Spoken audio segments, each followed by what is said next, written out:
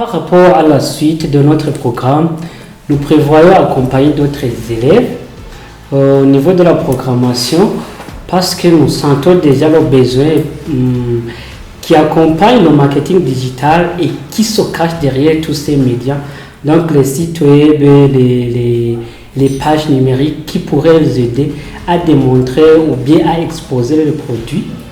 Même si ça ne soit pas très compliqué, mais on aura des bases à partir avec.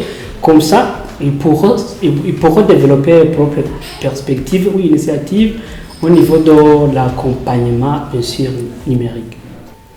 Par rapport aux commentaires ou bien aux suggestions des encadrés, c'est vraiment une question qui nous tient au cœur, surtout que ça va du développement, du côté personnel, mais aussi qui engage le collectif. Nous aurons vraiment un beau temps de discuter sur la manière dont on va traiter tous ces commentaires et aussi la bonne façon de gérer les suggestions parce que ça intéresse d'abord du côté des élèves.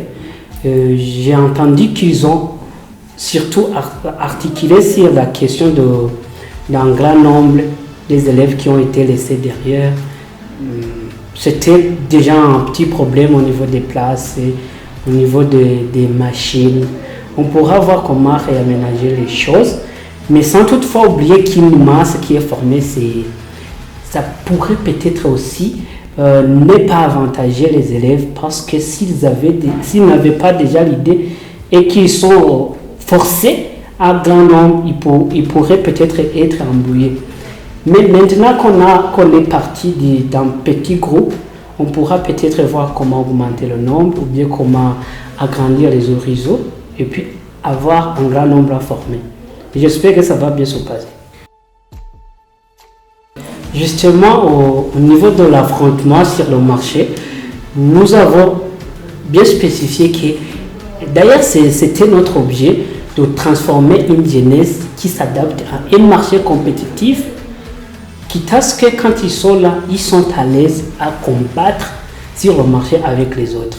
Donc, notre objectif, c'est que s'ils sont aptes à mettre en pratique ce qu'ils ont appris, ils seront vraiment très compétents sur le marché, mais aussi ça pourra les aider à gérer leurs propres affaires juste pour lancer leurs propres initiatives sur terrain. Donc, ça va servir non seulement à l'employabilité, mais aussi à la gestion de leurs bonnes initiatives, de leurs projets. Si nous faisons une projection d'ici 5 ans, nous avons déjà une idée qu'à partir de ce petit nombre que nous avons, nous aurons déjà des lauréats qui auront affronté déjà le monde numérique. Et ça va nous encourager comme ça à adapter même la grande partie je dirais des fonctionnaires qui sont là et qui semblent ignorants dans le monde digital, mais qui pourront s'adapter par rapport à l'accessibilité des ressources d'abord, mais aussi à la motivation à partir de ces jeunes. Nous avons une bonne intention de bien suivre les écoles, même si on a commencé avec les écoles secondaires de Gitega, on pourra affronter d'autres provinces pour quand même essayer d'agrandir le champ d'application. En tant qu'accompagnateur, j'ai remarqué que même si les élèves avaient peur au début, ce n'était pas vraiment une peur qui était fondée. C'était tout simplement des illusions de penser que ça s'est réservé aux experts, c'est réservé aux informaticiens, malgré que ça ne soit pas vrai. Donc, aux nouveaux qui seront là et qui seront obligés d'affronter le programme, qui se sentent à l'aise. C'est vraiment un programme qui est en paix clair et bienveillant, qui pourra les sauver au niveau d'abord de l'application sur le web, mais aussi dans l'intégration numérique. Par rapport à la suite de notre programme, nous prévoyons accompagner d'autres élèves au niveau de la programmation parce que nous sentons déjà le besoin qui accompagne le marketing digital et qui se cache derrière tous ces médias. Donc les sites web, les pages numériques qui pourraient les aider à démontrer ou bien à exposer le produit. Même si ça ne soit pas très compliqué, mais on aura des bases à partir avec. Comme ça, ils pourront développer leurs propres perspectives ou initiatives au niveau de l'accompagnement, bien sûr, numérique. Par rapport aux commentaires ou bien aux suggestions des encadrés, c'est vraiment une question qui nous tient au cœur, surtout que ça va du développement, du côté personnel, mais aussi qui engage le collectif.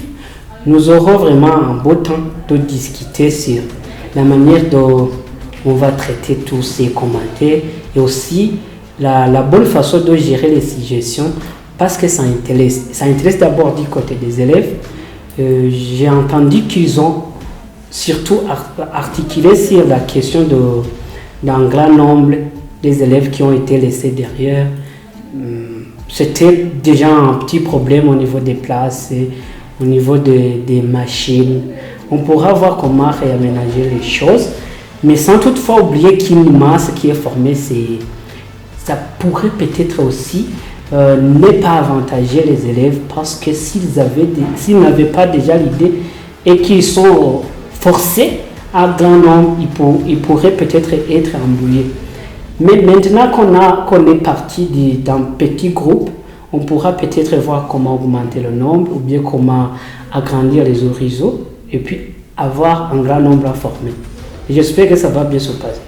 Justement, au niveau de l'affrontement sur le marché, nous avons bien spécifié que, d'ailleurs, c'était notre objet de transformer une jeunesse qui s'adapte à un marché compétitif, quitte à ce que quand ils sont là, ils sont à l'aise à combattre sur le marché avec les autres.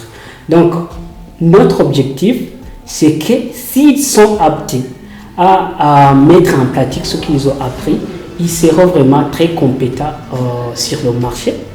Mais aussi, ça pourra les aider à gérer leurs propres affaires, juste pour lancer leurs propres initiatives sur terrain. Donc, ça va servir non seulement à l'employabilité, mais aussi à la gestion de leurs bonnes initiatives, de leurs projets. Si nous faisons une projection d'ici 5 ans, nous avons déjà une idée qu'à partir de ce petit nombre que nous avons, nous aurons déjà des lauréats qui auront affronté déjà le monde numérique.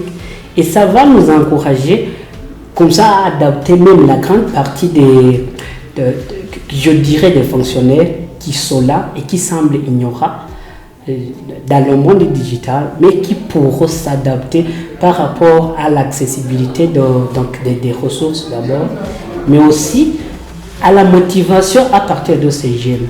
Nous avons une bonne intention de bien suivre les écoles, même si on a commencé avec les écoles secondaires de Gitega, on pourra affronter d'autres provinces pour quand même essayer d'agrandir le champ d'application. En tant qu'accompagnateur, j'ai remarqué que même si les élèves avaient peur au début, ce n'était pas vraiment une peur qui était fondée. C'était tout simplement des illusions de penser que ça s'est réservé aux experts, c'est réservé aux informaticiens, malgré que ça ne soit pas vrai. Donc, aux nouveaux qui seront là et qui seront obligés d'affronter le programme, qui se sentent à l'aise, c'est vraiment un programme qui est un peu clair et bienveillant, qui pourra les sauver au niveau d'abord de l'application sur le web, mais aussi dans l'intégration numérique.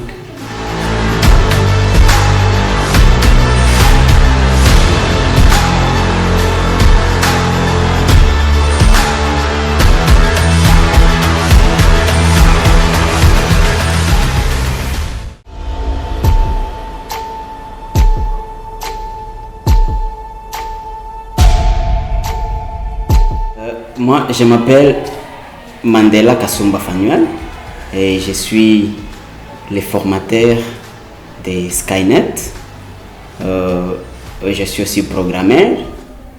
En fait, j'ai donné la formation, c'est moi qui ai encadré les étudiants, les élèves des différentes écoles ici chez Free Tech avec la sollicitation de Skynet. En fait, le marketing digital était une thématique qu'on a trouvé vraiment très riche et très intéressante. Et disons, parce que notre jeunesse, surtout notre jeunesse burundaise, en a besoin.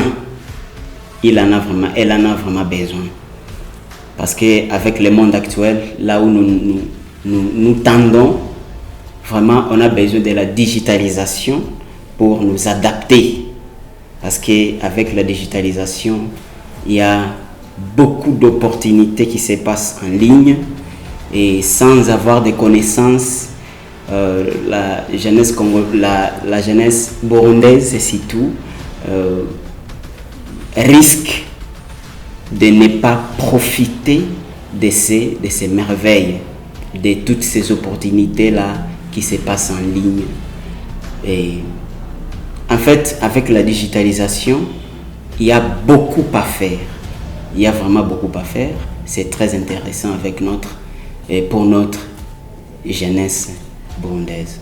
Voilà, bon. Disons, en termes d'évolution des élèves, les élèves, auparavant, quand on a commencé la formation, en fait, il y a ceux qui avaient peur d'abord d'utiliser les machines. C'est comme si c'était un monde nouveau et bon, tout ce qu'on disait, tout ce que je disais, c'était du nouveau. Mais en fait, au fil du temps, j'ai trouvé qu'il y a eu d'amélioration. Ils ont commencé à s'y mettre. Ils ont compris que le monde numérique fait déjà partie d'eux. Alors, ils ont compris aussi que le monde numérique est avec eux. Alors, ils devaient nécessairement s'y mettre parce que c'est important. Et c'était ça notre objectif. Il faudrait qu'ils comprennent l'importance du numérique dans la vie courante.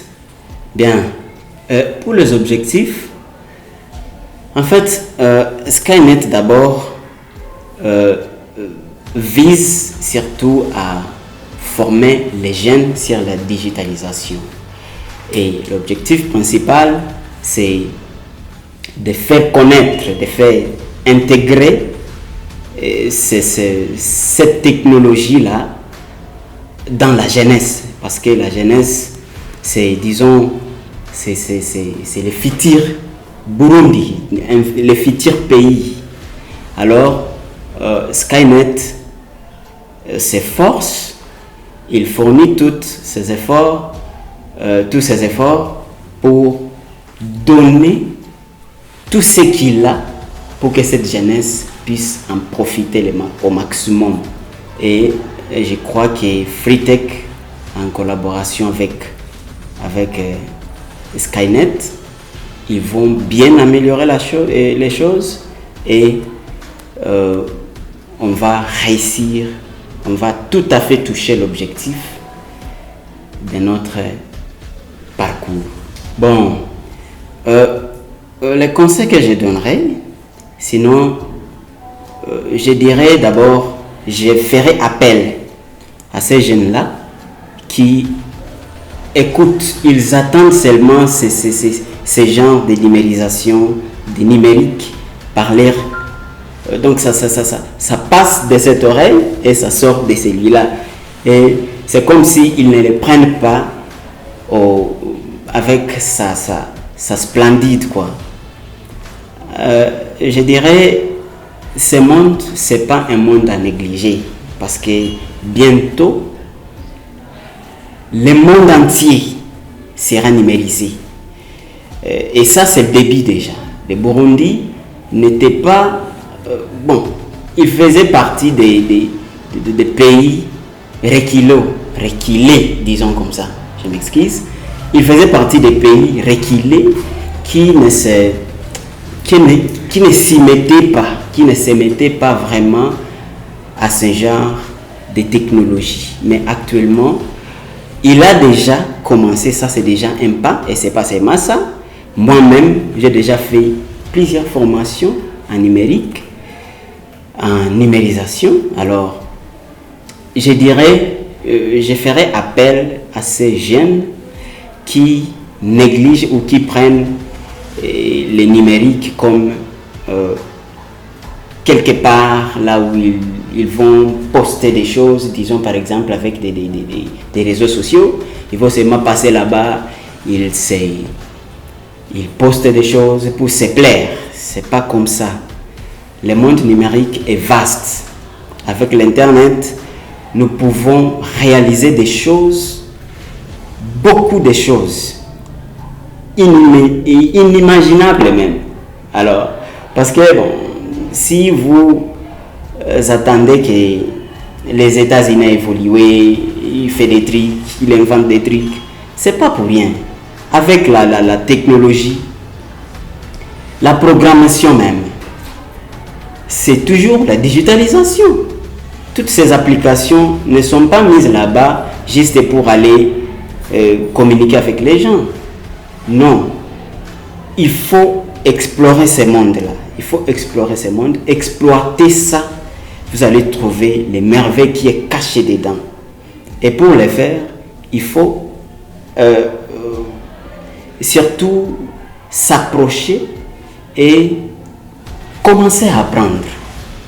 Comme c'est des formations que Freetech organise avec son partenaire Skynet. C'est cool. Pour les jeunes, c'est vraiment bon. Il faut venir. N'ayez pas peur. Qu'est-ce que je vais faire avec ça? Ou est-ce que je vais l'utiliser? Mais vous l'utilisez déjà avec vos smartphones. Des machines partout. Des appareils photo. Tout ça, c'est du numérique.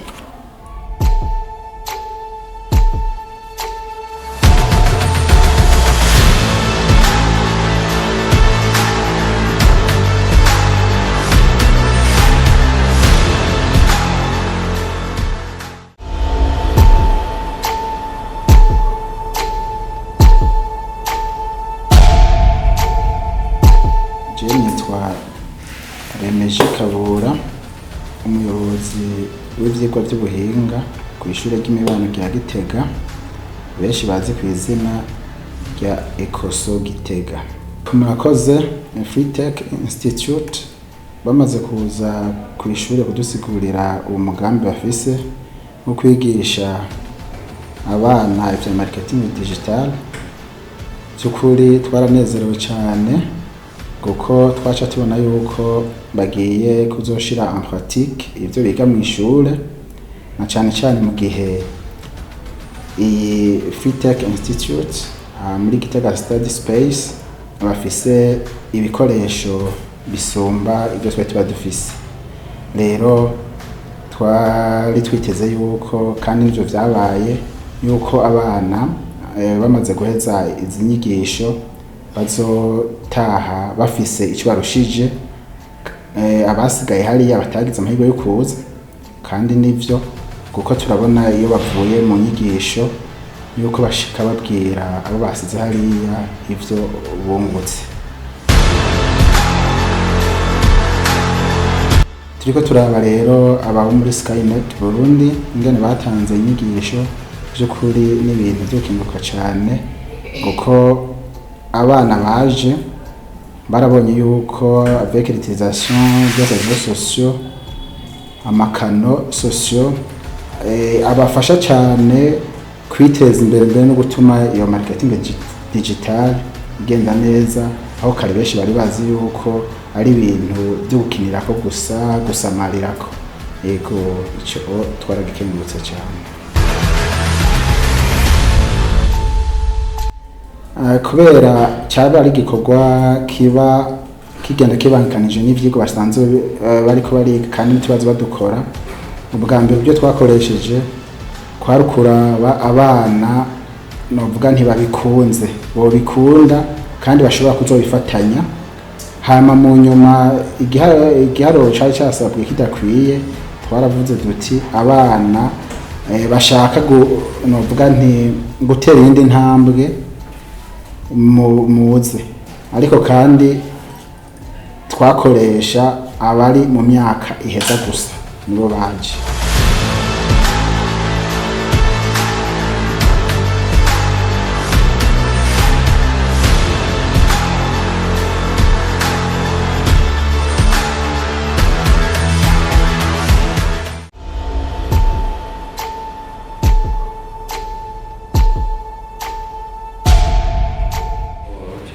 Nibayemere Joseph nsanzwe ndongoye ishure rya Lycée Technique New Generation, ishure rigizwe n'amasection atanu kandi yose ari afise kwiga ibintu vya tekinike gusa.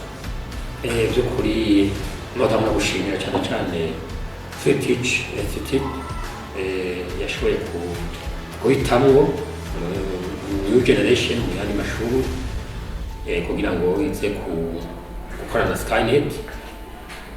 Ivyo byaratumye natwe turondera mu banyeshuri basanzwe twibaza ko boba bafise ubumenyi bujanye no gukoresha amaordinateur, ico catumye tubatoramwo. Guhitamo rero abanyeshuri byaratumye tubona ko inyigisho baje kubaronkera cyane cyane muri bijyanye nyine no gukoresha amamashini kwabaye kongereza ubumenyi cyane cyane mu kugira amarecherche batari basanzwe bakoresha ku mashuri. Ibyo rero byaratumye tugira akarusho, abanyeshuri bamenya kurondera bafashijwe na Skynet, bakoresha n'uburyo bwabo. Ibyo rero byaratugiriye akamaro cyane, byaragiriye akamaro abanyeshuri. Mbere na cyane cyane novuga nti twagiye cyane cyane gutora abanyeshuri bari mu baheza, kumbe byaratumye habaho abanyeshuri batashoboye gukurikirana porogaramu nk'uko twabishaka, kubera abanyeshuri baciye baja mu bindi mu gukurikirana amadosiye yabo, ko turizera yuko kumbure muri porogaramu izokurikira tuzoraba ingene twonera abanyeshuri bagifise umwanya ukwiye kuri iryo shuri. Cyane rwose ivyigwa vya marketing digital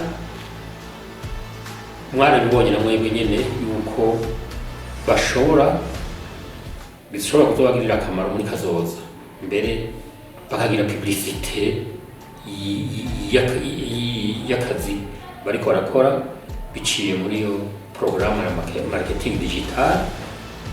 Umwe wese akagira ntuze yiwe novuga site aho yerekana ubumenyi bwiwe, kumbure n'abandi bakazomushorera sur le marché yo mu gihugu hagati twuko no hanze.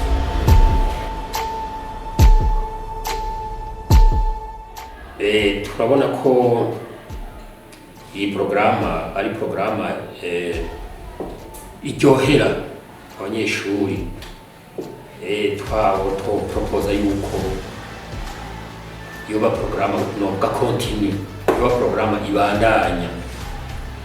N'ubu murabona ko yari ijyanye n'iyi trimestre ya mbere, twosaba ko no muri trimestre igira kabiri n'iya gatatu, eka mbere no muri grande vacances tukabandanya dukorana kugira ngo abanyeshuri eka mbere n'abigisha abarezi dushobore kuzobandanya twiyibutsa, kuko hariho byinshi twamaze kwibagira.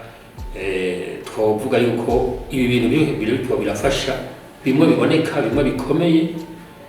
Indero no kuvuga ministère de l'éducation nationale kuko barasubira kwibutsa gusoma, barasubira kwibutsa gukoresha amaordinateur, barashobora kwerekana ico bazokora muri kazoza. Murakoze.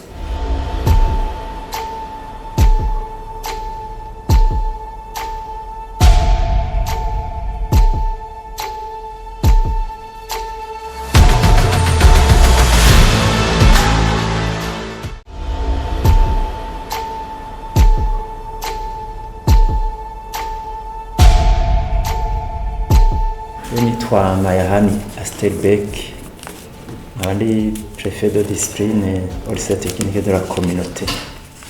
Murakoze. Friteke kiza kutubwira bijya mukidusanga ku mashure. Abana tukibabwira amenga ntibavyumva neza.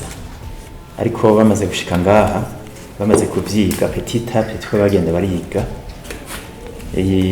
Marketing digital bahavuye babikunda cyane, bivanye n'ivyo mbere nabo bayaga bavuye kwiga ibi vyigwa, barifuza nabo ko tubashiramwo, tubazana tukabongeramo, tukababwira tuti ntibikunda, badusavye effectif y'abantu 6 par école.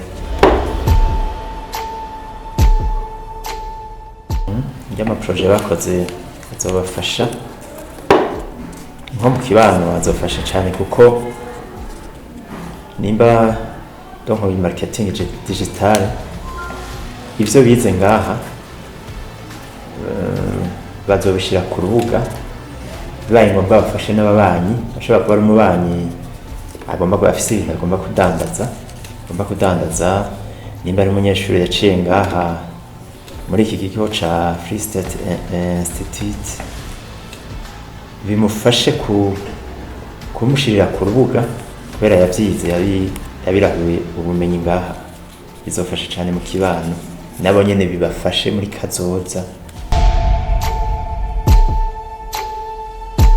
Ni bimwe nari navugiye hajya, iya mbere ni uko mwokongera iminsi y'intuze iyi farumasi ikazobandanya, mwokongera iminsi kuko iya minsi ntikwiye cyane, mwokongera iminsi.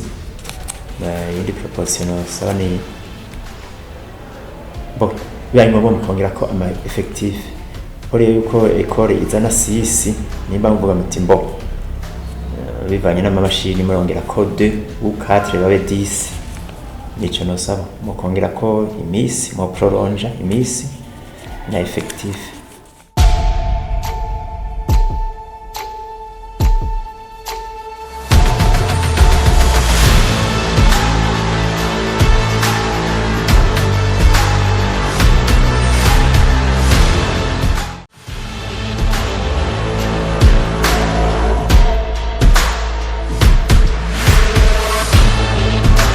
Izina ryanje nitwa Irakoze Saidi, abaniga kuri lycée technique de la communauté. Umunsi wa mbere baza ku ishure ry'iwacu baje kutuproposa yuko bagomba kutwigisha ibijyanye na marketing na programmation. Je umunsi wa mbere nkivyumva, kwanza kubganje nararyohewe cyane kubera nari sanzwe nkunda ibintu bya informatique, nkaba nifuza yuko nomenya ibintu birenze ibyo nari sanzwe nzi. Ego hama maze gushika ngaha, umunsi wa mbere baraza baratwigisha, baradusigura kumenya ibintu bigenda, baratubwira yuko ibintu bijanye na informatique, yuko ushobora no kuronka amafaranga ukoresheje internet.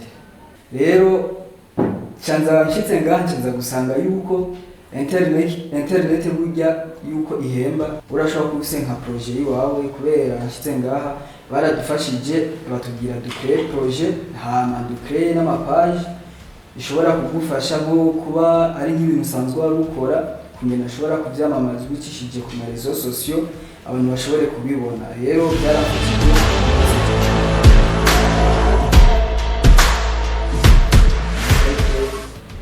na créer yuko ushobora kudandaza ama pièces de rechange no gukora imiduga.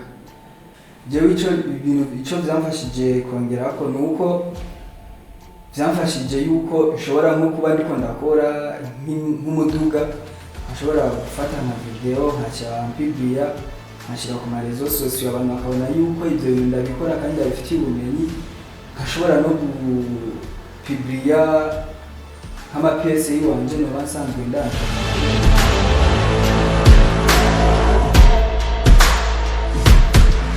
Amashure ndabona ko bizongirira akamaro kanini gose, nzobibandanya kweri kubera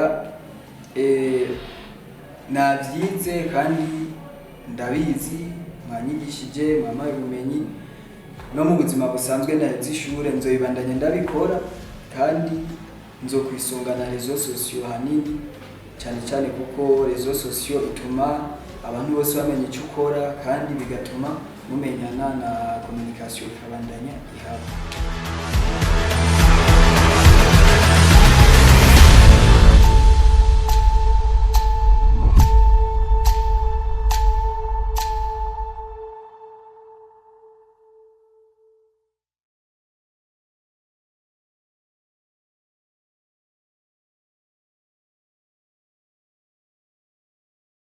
Nitwa Iradukunda Amani, niga kuri lycée technique Christ Roi de Mushasha. Hama bakimara kutubwira ibintu vya numerique vya marketing digital, nari nzi yuko tuje kwiga ibintu vya monétisation, gukorera amahera kuri réseaux sociaux, ibintu vya monétisation.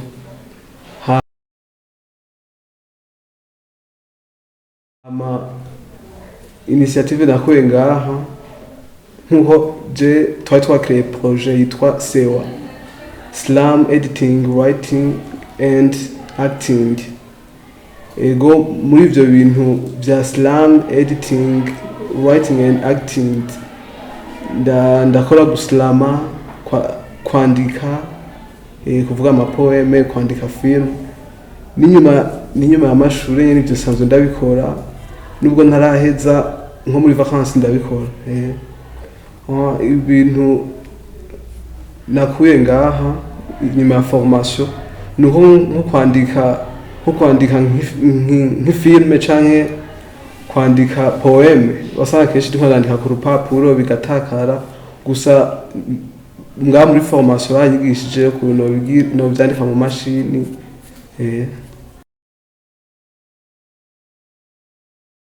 Ego ni kariyeri wanje ndabibona nk'ubu nubwo ntarashaka ku rwego rushimishije nko kwandika filme, ego ndazigurisha gusa nyene nta bintu nyene bikwiye mbona, gusa ndabibona naheza amashure nzobona akaryo nyene keza kubikora. Nk'umuntu atabikoresha no muhanura kubikoresha, kuko isi ya none ntoronka akazi canke uronka amafaranga udakoresha ibintu vya numerique.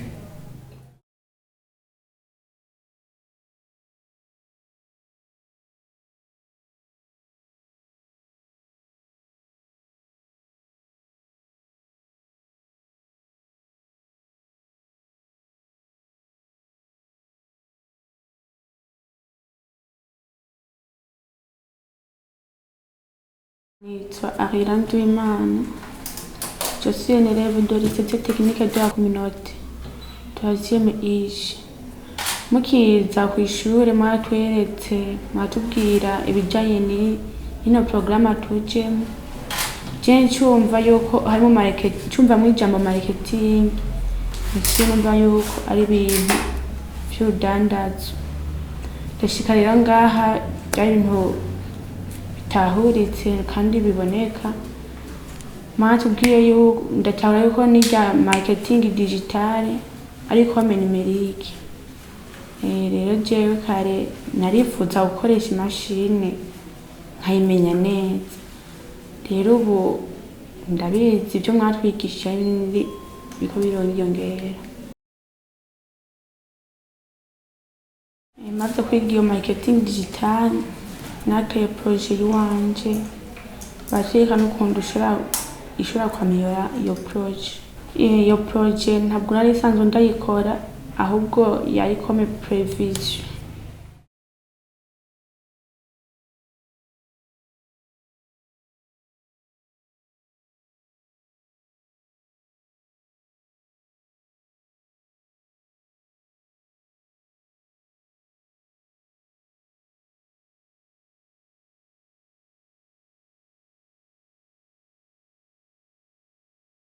Toi, Gianeza, Daniel Ahmed, j'étudie à l'école et technique de la communauté.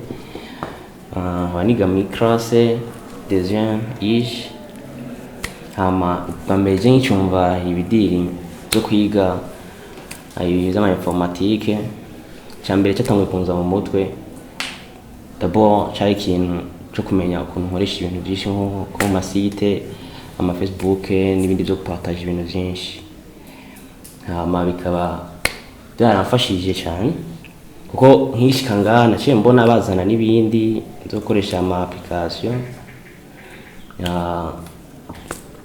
batwigisha n'abandi bigisha nyene byo kuja kuri ma Facebook, create ama page n'ibindi.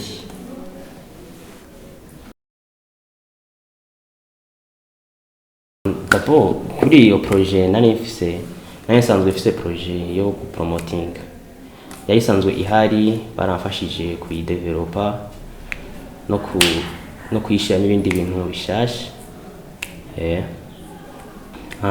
Bashoboye kunyereka ukuntu ushobora kongeza abantu ukayiboostinga ikagira abantu benshi n'uburyo wocamo ibintu nk'ivyo. Si kuvuga ngo umuntu yamaze guheza amashure n'ubu nyene sanzwe ndabikora, biramfasha mu bintu nyene zo gufasha abaririmbyi ndetse n'abandi bantu bashaka kwamamaza ibintu byabo. Tukabiparataja bikaja kure, abantu benshi bakabibona, umuntu akaduha amahera, mbwa biguma bibandanya kivuye mu gihe nyene usanga hari ama difficulté, usanga umuntu akiguyemo ugasanga barayifashe barayifuse ibintu nk'ivyo.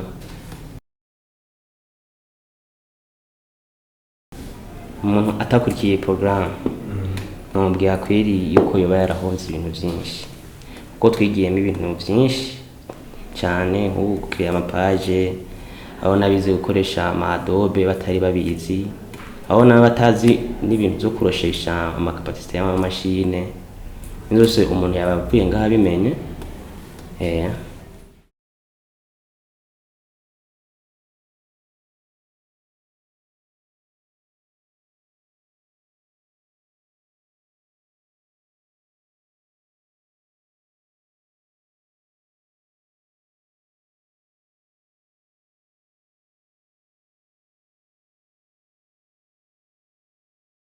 Nitwa Dushime Delice Antiana, nkaba niga kuri École Sociale de Gitega muri section informatique de gestion.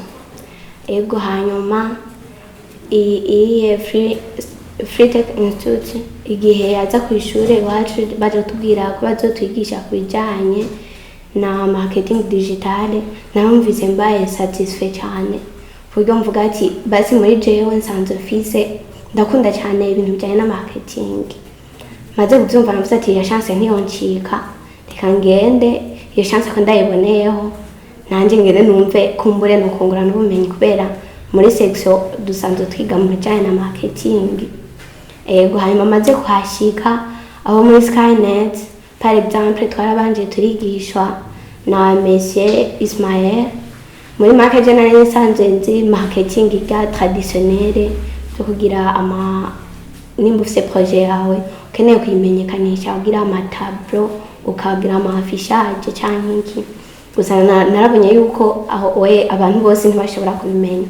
Ahaje na Monsieur Fanuel nawe yaratwigishije kandi aracatwereka ko tushobora gukoresha internet kubera kino gihe tugezemo nta muntu n'umwe, la majorité basi y'abantu bo kwisi barashobora kumenya ibyo umuntu akora biciye ku ma réseaux sociaux. Hama jewe narashoboye kuba notahura neza yuko ari byiza ko tukoresha ama réseaux sociaux kubera nko kugize nka publication y'ibintu byiwawe, ndetse iyo ugira affichage bimenya abantu bo muri ako karere gusa, ariko wagize publication ku ma réseaux sociaux n'uri inyuma y'igihugu atari icyo gihugu urimo arashobora kubona ibyo umuntu akora. Ego hanyuma kuri izo etide nyine twagiye turagira twarashoboye kuba twaja hamwe n'abandi bajene turi kumwe turakrea club vision digitale, nayo basi twarashoboye kuraba la majorité ngaha mu Burundi cyane cyane nk'abakobwa, kubera nasanzwe niga n'umushere rimwe abakobwa gusa hari usanga batinya kuyabitiwa ku bintu bijyanye na internet. Iyo club yacu bibafashamo ikabibafashamo kugira ngo kubera na bino bihe tugezemo abantu benshi bariyabitiwa cyane ku ma réseaux sociaux kuri internet cyane cyane. Ego hanyuma icyo bizomfasha mu buzima ndiko ndaraba ubu ndacyari umunyeshuri, ariko nubwo nk'umunyeshuri twari dufite okaziyo y'uko kwishure ishure ryari ryemeye ko radutiza imashine kugira ngo dushobore kubihayariza mu kanya tukiri ku ishure, ariko kubera harimwe na rimwe usanga turi mu periode y'amazanga nta mwanya dufise, ariko ndizeye yuko n'inyuma y'amashuri nzobibandanya kugira ngo abarundi bose umwe wese ahari ashikirwe.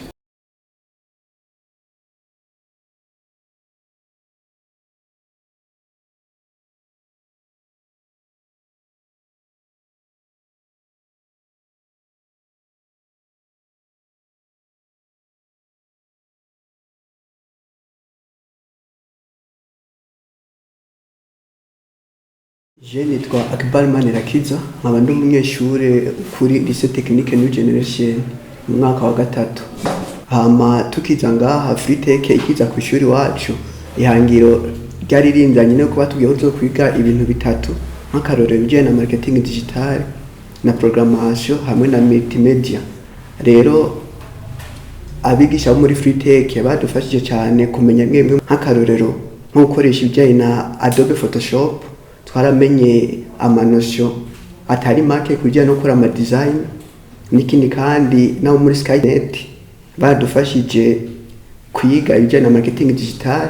Ubu ama projet yacu turashobora kuyacisha ku rubuga rwa internet kubera ko twamaze gutahura ko badufashije gutahura neza ko ibintu iyo biciye kuri internet byoroha kumenyekana.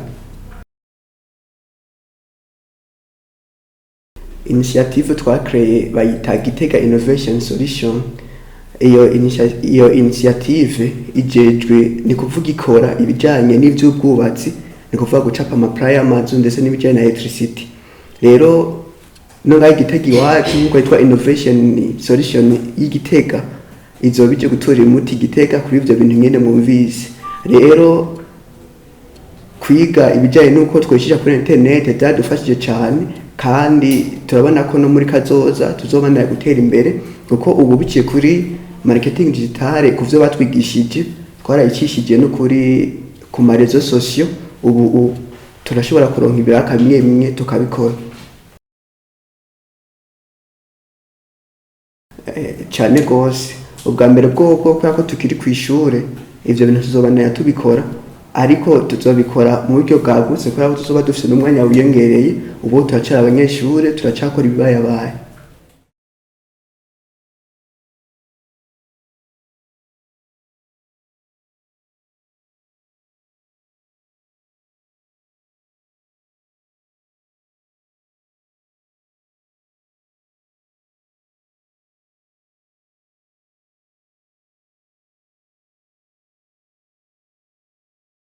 Nitwa Hakizimana Frank, niga ku ishuri rya Lycée Technique New Generation. Hama Fritech Institute bakiza ku ishuri wacu bari batubwiye yuko bazotwigisha ibintu bijanye na marketing, ingene dushobora gukoresha ivyuma bijanye n'ubuhinga bwa none. Rero igihe twaza ngaha twarize ibintu byinshi kujanye na marketing digital. Twaramenye ingene dushobora kwinishiriza ama projet yacu hamwe no kuyapresenta, kambere twarashoboye kubona n'akamaro ko gushira ibintu byacu byo dusanzwe dukora en ligne. Rero twarize ibintu byinshi cyane.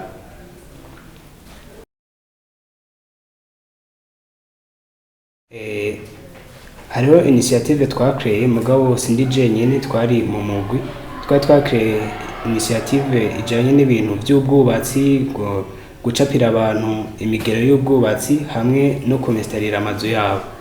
Rero twari dufise uwo mugambi mugani twari tuzi ingene dushobora gutuma abantu benshi bawumenya. Rero dushitse ngaha baratwigishije ingene dushobora kumenyekanisha ibintu vyacu, kandi igihe twakoresha ubumenyi twakuye byaragenze neza. Mu buzima busanzwe tuzobandanya tubikora uko turi umugwi, kubera yuko ubu turashobora kuronka abakiriya bakurikirane ibintu vyacu kandi bakaduha n'ibiraka. Rero twiteze ko muri kazoza bizobandanya bigenda neza. Abatashoboye gukurikirana ino formation nabwira yuko ni ibintu vyiza cane, barakeneye kondera uburyo nabo boshobora kugira byinshi bamenye kuno bashobora gukoresha internet kuko ari ngirakamaro. Rero nobahimiriza yuko botangura kuza bararondera barose akaryo bakiga kugira ngo nabo bizobafashe mu buzima.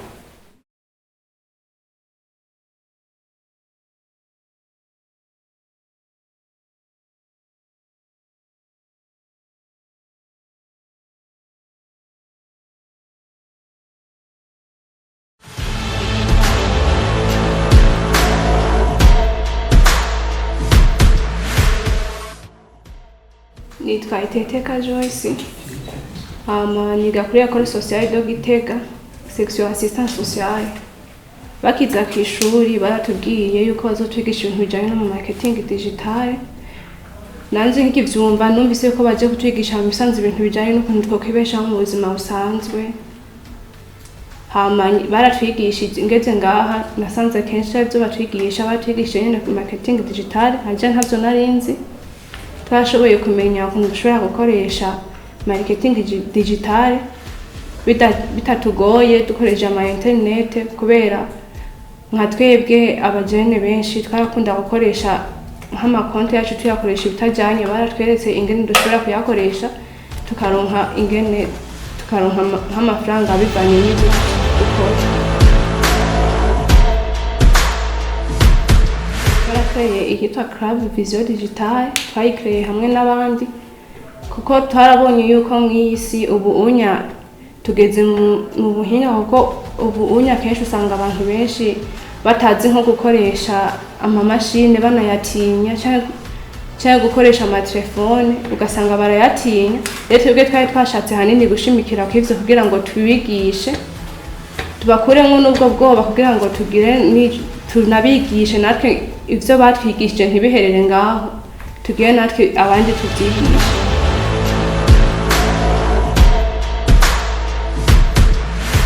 Bagisakwe baratwigishije turatahura. Nk'abantu batashoboye kuza ngaho muri iyi formation, nk'ico nobabwira prima barahomvye, nkaje nihereye ko kugira nze ngaha byari zagoranye kuko sije nari nahiswemo kuza, ariko ubundi yaratinye nanje ndavuga ati ndagiye. Ndagenda nsanga baratwigisha. Rero nk'ico nobabwira nuko nobakuramo nk'ubwo bwoba bakaza kwiga bakabona yuko ibi bifise akamaro, kuko ubu ubunya mw'isi tugezemo utazi nk'ibintu byo gukoresha ama internet amamashine, bona ata kintu kenshi ubu nta kintu mba mbona ubuze.